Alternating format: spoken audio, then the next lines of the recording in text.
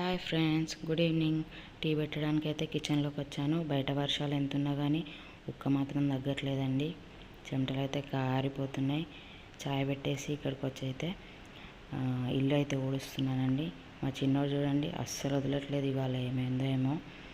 So వాడిని ఎత్తుకొనే ఇల్లు అయితే ఊడ్చేస్తున్నాను.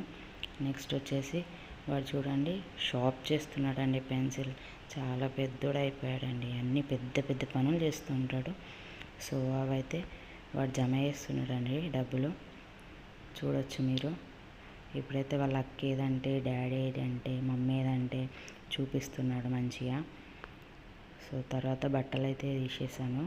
దండ మీద పొడి బట్టలు, తర్వాత తడి బట్టలు అయితే అన్నీ దండ మీద వేసేసుకున్నానండి.